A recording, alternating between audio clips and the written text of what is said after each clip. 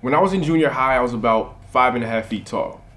I was pretty athletic, so I played a lot of sports, and one of these sports was baseball. Girls couldn't play, they just weren't allowed. This was one of those sports that, was only for guys. And I never even thought about it until now, it never even crossed my mind. Until recently, I asked a friend of mine, why aren't girls encouraged to play sports? To run the bases or sprint up and down the courts? She replied, girls aren't taught to play around. We're taught to play it safe. but that was still no answer as to why guys are taught to go, but girls are told to stay in their place. Because it's dangerous out there. Because girls can get hurt. Okay, but who's doing the hurting? Someone has to be the aggressor first, right? Here's another one. Never walk home alone at night. Quick question, have we really ever even thought about what they're supposed to be aware of? It's men. That's right. We are the source of the problem, boys and men. Because we are told to play offense, we feel that we are entitled to aggression, so girls and women are told to be aware, self-defend. We are told that we have urges that we can't control. I guess that's where the phrase comes from, men will be men. So our actions are excused, forgotten, forgiven, and almost always blamed on women. We are always at bat, and we always choose what we get thrown. The guys that swing a lot are the MVPs, while the girls that pitch a lot are just sluts, thoughts, hoes. First base means you're on. Second base means you're halfway home. Third base means home plate is right there. Yeah, now you're feeling really grown.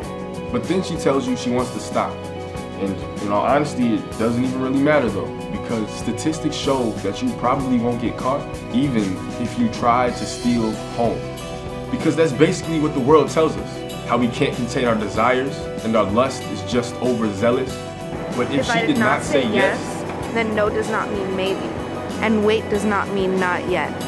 even if she says nothing. Nothing does not equate to consent. Guys, we are not the offense and women are not the defense. This game should not go on if she does not want to get to home base. So if we take someone out for drinks, dinner, a movie, that does not mean we get to shoot a jumper in their face. The worst part is we think that we own women, but hey, we do see it all the time, right? TV shows, movies, music videos, World Star, Vine, and other places online. But this is not the internet, and it's definitely not a reality show. This is real life. These are real lives. These are real mothers. These are real daughters. The lives of sisters. The lives of wives. And don't get me wrong, women are not the only victims. Assault, harassment, disrespect, it happens to all others. It happens to sons. It happens to fathers. It happens to husbands. It happens to brothers. Even still, it shouldn't matter whether or not they're kin. These are teachers. These are students. These are strangers. Our closest friends. They're all survivors, and they're all human beings. Yet, we express skepticism and disrespect as if we have no feelings. So stop allowing these Twitter trolls and articles to have you second guessing and questioning everything. Because meanwhile, to someone near you, right now, it's happening. But this problem is not entirely bleak. There is a solution and there is hope. There's an answer to the end of harassment, sex slavery, and all forms of assault. Here it is. Stop telling women to watch their back when we're the ones who stare at their backs as they walk past. Stop telling women that it's their fault when we are the dogs who make the cat calls. Rather, speak up and teach boys and men these 3 simple things. Love people, respect people, and do not assault.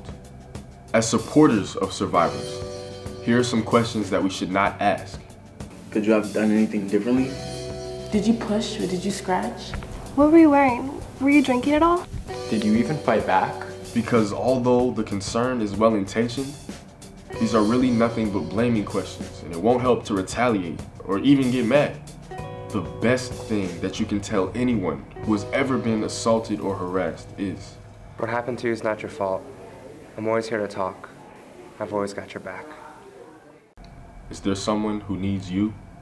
Because as bystanders, we will speak up. We will refuse to remain silent. We will fight this battle without the use of any form of violence.